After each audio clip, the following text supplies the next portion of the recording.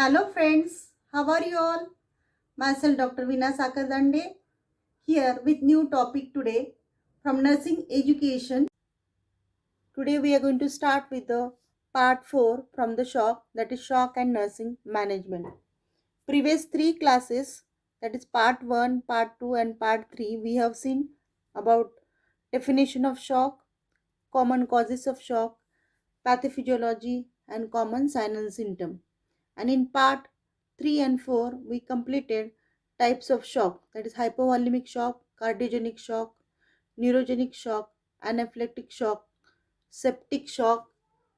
So today we are going to start with the shock and nursing management.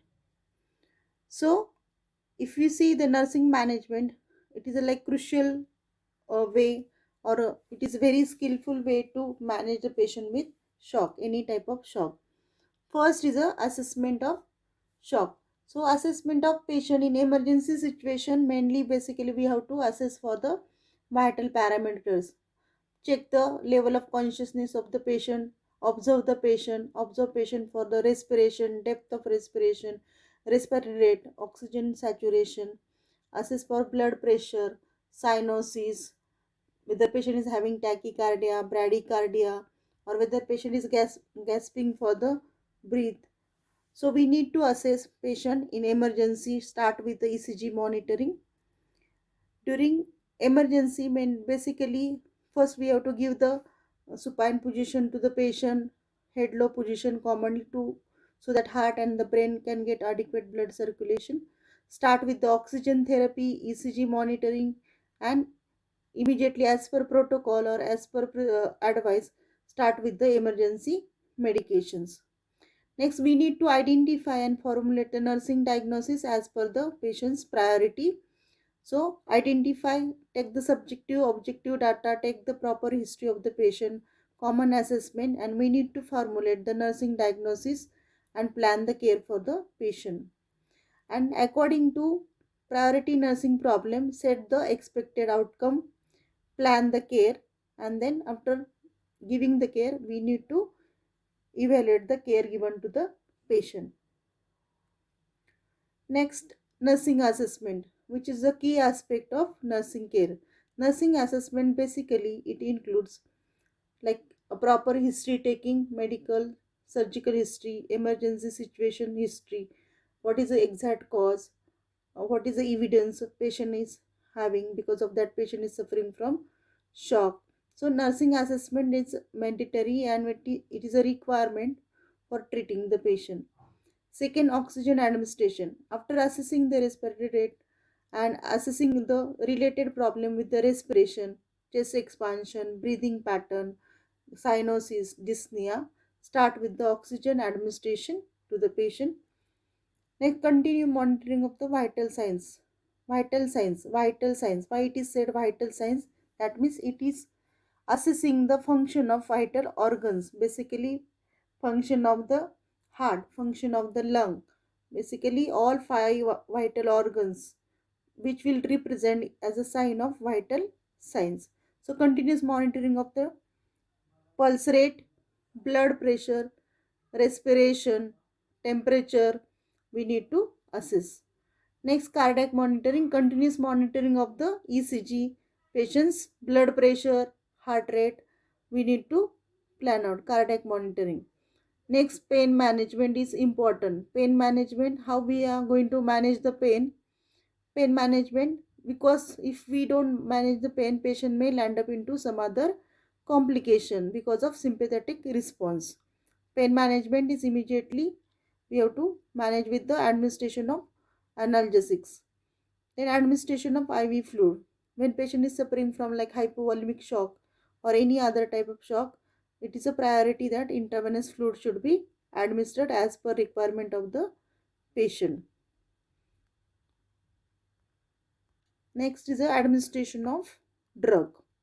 Administration of drug, that means whatever emergency drugs are advised, we have to dilute the drugs as per the patient's condition, calculation of dose. It is very important. So like common drugs given like vasopressor, if it is advised, like norepinephrine or epinephrine, dobutamine, we need to give as per requirement or as per advice to increase the cardiac contractility and cardiac output and blood pressure. Then administration of blood and blood product. When patient is having severe blood loss, patient is in hypovolumic shock, so we need to administer the blood or blood product. If it is a burn patient, we need to administer the plasma, or it is a hypovolemic shock, depend on the patient's situation. Then restoring the intravascular volume, because with the IV intravenous fluid, maybe 0.9% normal saline or ringer lactate as per requirement. Infusion and administration of medication, like loading, we can say calculation of the medicine, how much it has to be dissolved, how it has to be given with the micro drip, or it is given in the bolus form. Infusion or administration of medications. Then urine output and monitoring. So we need to have uh, catheterization to the patient, that indwelling catheterization. Urine output monitoring, that means how much urine output is patient is having per hour. So normally it is 30 to 40 ml per minute. So we need to measure so we can identify the patient's renal function. Then next is the maintenance of normothermia. Normothermia, maintaining the normal temperature of the patient. As patient may have a cold extremities, patient may have a decreased blood circulation towards the periphery. So we want to maintain the normal temperature of the patient. So keep the patient warm.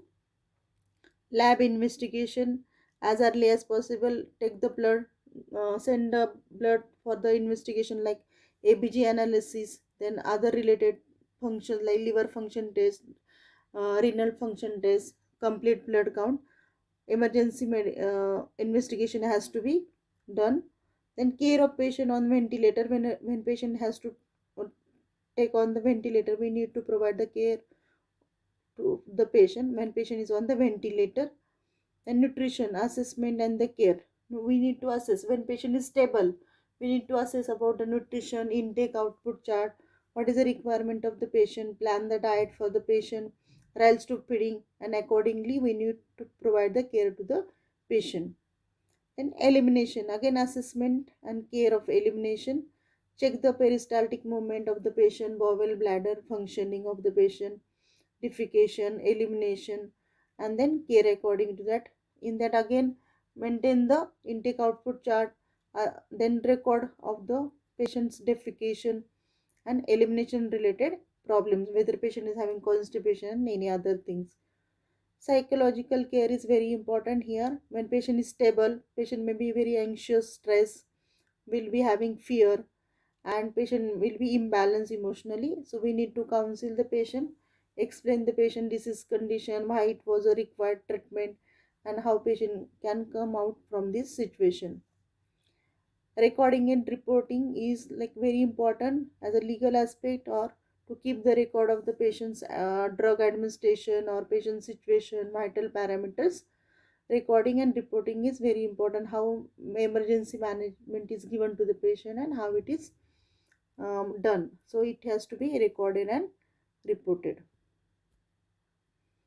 The next part is a monitoring. Monitoring is